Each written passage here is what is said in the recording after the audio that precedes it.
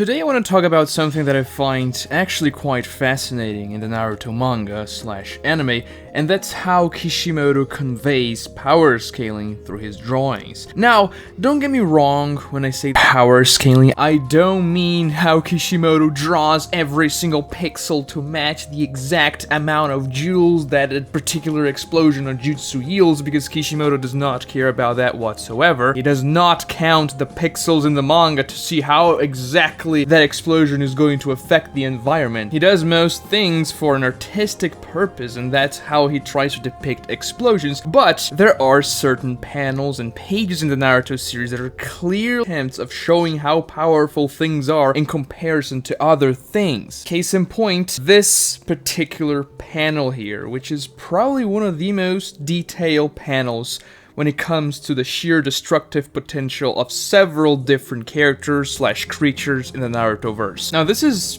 a very interesting panel, actually a very nicely drawn one. We can see the massive Ten Tails explosion on the background. This is right after the Ten Tails powered up for the first time after the Alliance attacked it. It's evolving now, and this is the appearance of the Ten Tails. It's that more gaunt form, and we can see here by the sheer size of the Bijuudama that the Ten Tails just tossed very far away. But this is not the main detail of this particular panel here. This panel is a very wide shots of the main battlefield of the final stretch of the war arc. The entire final day of confrontation essentially happened here. It started off with a fight between Naruto, B versus Obito and the Jinchuriki, and it ends with the Kaguya fight, essentially. Obviously, we don't get the damage from fights after this particular moment, but we get the damage of everything that happened so far depicted in the battlefield. Now, first things first, it's interesting to look at where this is happening exactly in the world, and we can see here by looking at the narrow stretch of land surrounded by the ocean on both sides that this is happening in the land of Frost. It's a small Naruto nation that borders the land of lightning, where most of the fighting in the war arc actually happened. This nation was probably absolutely ravaged in the war arc. I mean, the reconstruction for this place was probably insane, but this is where this fight is happening, the main battle of the war arc. The divine tree would be planted close to here, around this place right here in the war arc afterwards when Obito sprouted out of his body after he becomes the Ten Tails Jinchuriki. But it's interesting to take a look at the damage that happened in the battlefield here and how Kishimoto uses it to show how powerful characters are in comparison to others. So, the first notable spots of damage are right here. So, this is the forest where Naruto and B were fighting against Obito and the Jinchuriki, and it seems pretty damn small looking from afar, but it's because this is a very zoomed out shot. This forest is pretty sizable. You can look at the mountains surrounding it that it does have a decent size. Now, this right here in the middle of the forest is the damage caused by the A-Tails' massive rotation that Killer Bee used to clean up the forest in their fight, because Naruto and B were having trouble fighting against Jinchuriki in that very enclosed space between all those trees, so they needed a cleaner battlefield to fight on. So the A-Tails pretty much destroyed a very large patch of the forest here, and obviously this doesn't look terribly impressive, especially if you look at the Ten Tails Bijuudama on the background, because it's pretty small in the picture. But if you look at the actual panel when it happened, this was a pretty damn massive attack. Even the sensory division say that this is a pretty massive attack, and they note that Naruto and B are on the defensive because of this jutsu. But still, it's pretty small in comparison to other things. Yeah, it makes sense because this is not exactly the A-Tails' most powerful attack. However, it is pretty much comparable in terms of damage to a lower tail beast Bijuudama, because as we see right here, close to the forest, but not quite on it, 5 other craters. And these craters were caused by the Bijuudamas launched by the 2 tails, the 3 tails, the 5 tails, the 6 tails, and the 7 tails. It's in that very epic scene when these 5 tail beasts were aiming point-blank Bijuudamas at Kakashi and Might Guy. And then Naruto befriends Kurama, gets KCM2, and deflects all 5 Bijuudamas far away. They explode in 5 different locations. And those explosions, they look quite large the first time we saw them, but as we see here, they're actually not that big of a deal compared to other things. But still, You can see right here, they were about the size of a pretty large mountain. Look at the mountains here, look at the explosion here. This would destroy mountains for sure. It's even implied that a couple of mountains were probably destroyed by them. They're also comparable to the Eight Tails' rotation. So, now that we got this particular aspect of the fight out of the way, which was pretty much in the beginning of this confrontation here in this particular place that started the final evening of the arc, we can go up to some higher damage scars on the battlefield. First thing we see after the forest is this massive ditch slash valley that stretches across a very sizable distance. This is insanely long if you think about it. Look at the size of the Ten Tails here. This is the Ten Tails. It's tiny in the panel because it's zoomed out quite substantially, but this ditch is long. Look at the size of the forest that Naruto and B were fighting on compared to the ditch itself, and then look at the size of this crater here, which the Ten Tails sits right in the middle of. Also, we can see the smoke caused by the lions fighting here, which is actually pretty massive in the zoomed in panels, but here it doesn't look big at all. The most important thing for us to note is that this ditch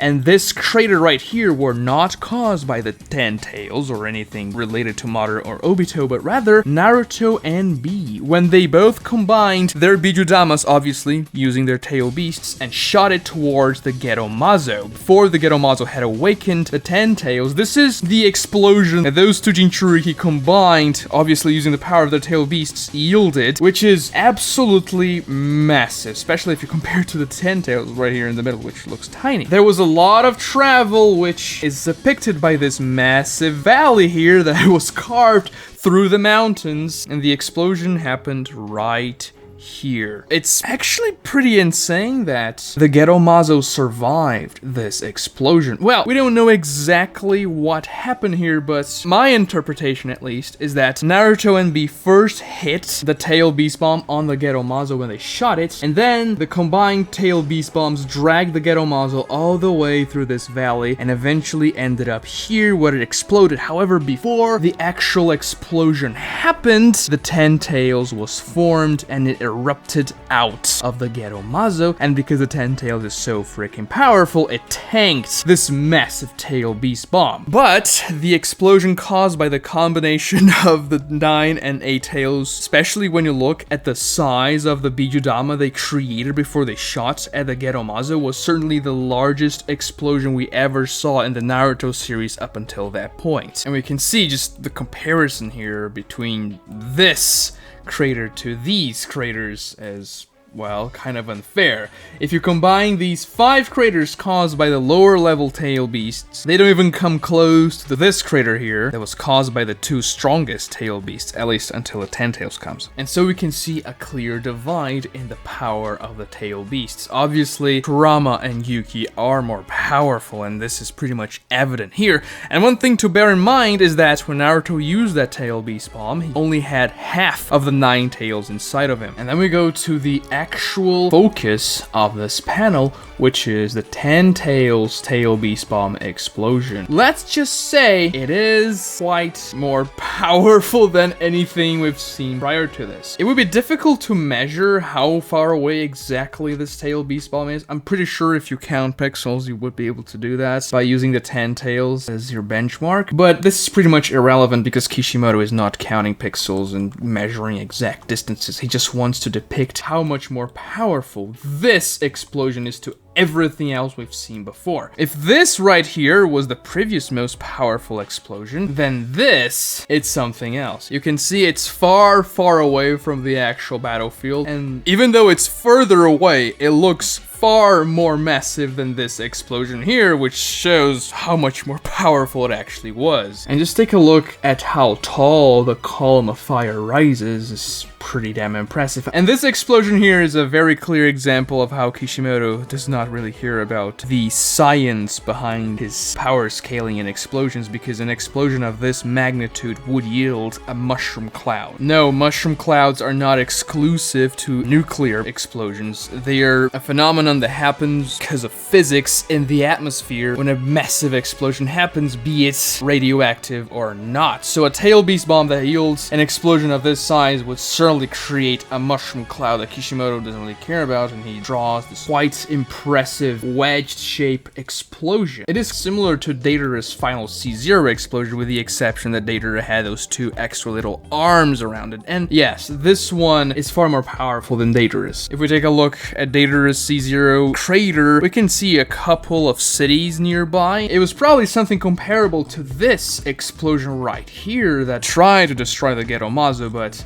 this right here is just at another level. You can see the mountains being clearly shaved off as though they're, you know, sand or something like it, and the crater for this explosion would be massive. So this panel states that the 10 tails is far more powerful than the 9 and 8 tails combined, and that the Alliance is absolutely screwed in this situation. Subscribe to this channel if you haven't done so already, like this video if you enjoyed it, and watch this other cool Naruto video right here. Thanks so much for watching.